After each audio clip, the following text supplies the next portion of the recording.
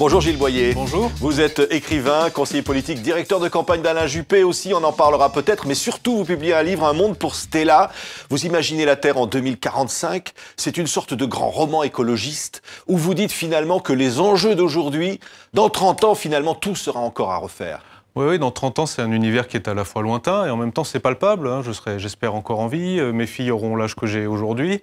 Donc, on peut s'imaginer vivre en 2045. Qu'est-ce qui peut se passer en 2045 ?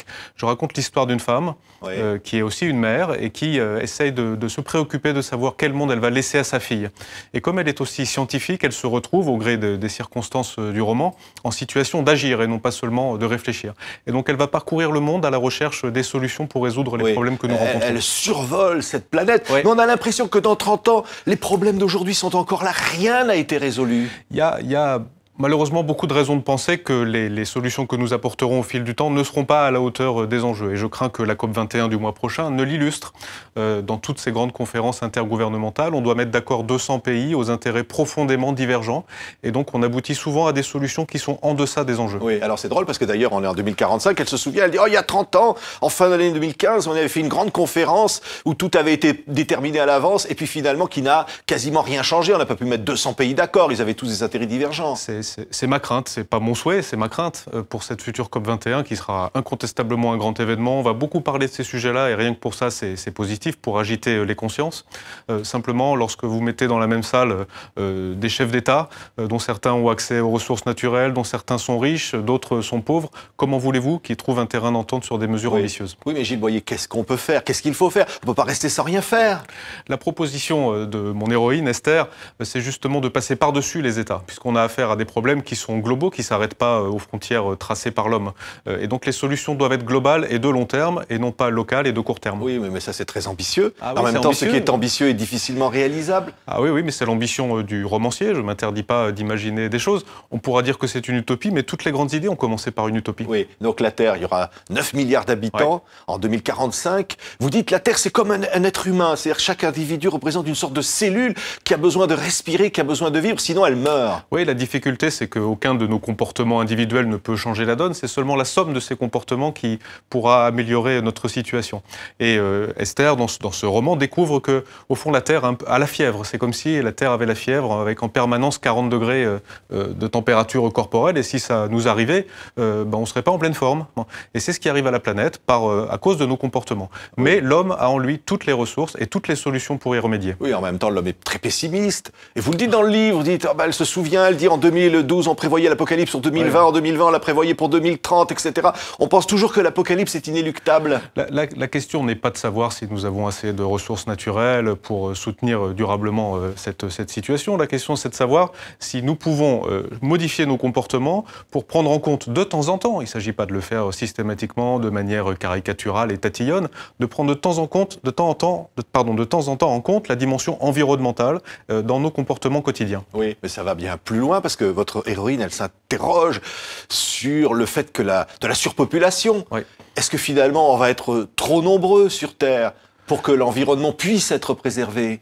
Alors toutes les projections disent que quoi que nous fassions, nous serons 10 milliards à la fin du siècle et que quoi que nous fassions aujourd'hui, ça ne pourra pas modifier durablement la donne. Donc je préfère inverser le raisonnement, me demander si nous avons suffisamment de ressources naturelles pour nourrir et faire vivre 10 milliards d'habitants en harmonie sur la planète. C'est probablement le cas, à condition de les gérer avec parcimonie. Aujourd'hui, nous consommons collectivement l'équivalent d'une planète et demie. Oui. Donc, vous dites d'ailleurs il faudrait 3 planètes pour arriver à vivre. On les a pas, les 3 planètes. Dans 30 ans, il en faudra 3. Oui. C'est comme si vous consommiez votre salaire le 10 du mois et que vous viviez à crédit le reste du temps. Donc sur 1, 2, 3 mois, ce serait peut-être soutenable, mais sur 10, 15 ans, ce serait parfaitement non viable. Oui, alors mais est-ce qu'il y a de véritables solutions d'avenir? Elle dit même dans le livre, finalement, le nucléaire, on est en 2045, elle dit le nucléaire, finalement, c'est pas si mal par rapport au charbon. C'est-à-dire, on va revenir au nucléaire en 2045? Disons que sur l'échelle du mal, pour parler en ces termes, c'est moins pire que les énergies fossiles, que le charbon, le pétrole et le gaz naturel. Simplement, c'est moins bien que l'éolien, le solaire ou toutes les énergies renouvelables. Donc le nucléaire, on ne peut pas être à la fois contre le charbon, le pétrole, le gaz et le nucléaire. Simplement, si on se projette dans 30 ans, il faudra probablement aussi progressivement apprendre à s'en passer. Notre drame, c'est que nous vivons dans des solutions qui sont vécues comme trop brutales et trop soudaines. Prenons l'exemple du diesel. Ça fait 30 ans qu'on nous explique que le diesel, c'est formidable. Et aujourd'hui, tout d'un coup, on nous propose de l'interdire sans sans préavis. En vérité, ça a mis 30 ans avant d'infuser dans les esprits. Il va falloir du temps avant que tout le monde comprenne que le diesel est nocif pour l'environnement. Et c'est aussi à nos dirigeants de nous le faire comprendre en prenant les mesures appropriées. Oui, mais c'est finalement toujours le même combat. C'est l'écologie contre l'intérêt économique. Où finalement on dit il va falloir faire des efforts. Comme dirait Ségolène Royal, c'est l'écologie punitive. Alors, le problème, c'est qu'en effet, elle est souvent présentée comme ça. Pourtant, il y a la place pour une écologie qui soit incitative. Et ça commence par un éveil des consciences. Hein. Lorsque j'entends parler de taxe carbone, la taxe carbone, c'est formidable. C'est-à-dire taxer non pas les revenus, mais la consommation d'énergie. À condition que, parallèlement, la taxation sur les revenus diminue. Parce que sinon, on a l'impression d'une taxe en plus qui se rajoute. Et c'est un peu ce qui est en train de se passer en ce moment. Donc, c'est toute notre logique de raisonnement qui doit changer. En même temps, vous dites, en 2045, on sera toujours en train d'entendre ce que vous dites des inepties du style « Oh ben, le réchauffement, c'est un petit peu un cycle normal de la planète ». On sera toujours en train de s'interroger sur la réalité des choses. Disons que les climato-sceptiques, ils ont le droit d'exprimer leurs pensées. Ils sont très marginaux. Hein. C'est à peu près 3% des études scientifiques qui remettent en cause l'action de l'homme sur le climat. Oui. Moi, je préfère écouter les 97%. C'est un choix personnel. Je me dis surtout que si on écoute les climato-sceptiques et qu'ils ont tort, nous nous mettons collectivement en danger. Alors que si on ne les écoute pas et qu'ils ont raison, nous aurons de toute façon construit un monde meilleur. Oui, vous ne dites pas, comme Nathalie Kosciusko-Morizet, numéro 2 des Républicains, votre parti, les climato-sceptiques sont des connards, je la cite. Non, je ne reprendrai pas ce mot, j'employais le mot d'irresponsable, parce que la définition du mot irresponsable, c'est qu'ils n'auront pas à assumer les conséquences de leurs actes, ils ne seront plus là. Oui. Voilà. Et donc moi, je préfère me soucier de nos enfants, de nos petits-enfants, et de me dire que je préfère me dire que je contribue, à mon petit niveau, à créer un monde meilleur pour eux. Oui, mais vous êtes le directeur de campagne d'Alain Juppé. Oui. Il a fait un tweet pour dénoncer l'ineptie du débat politique. Quand vous entendez effectivement parler de connards, quand vous entendez parler de race blanche, quand vous entendez parler de tout ça, dans votre propre parti, vous dites vraiment Alain Juppé a raison ?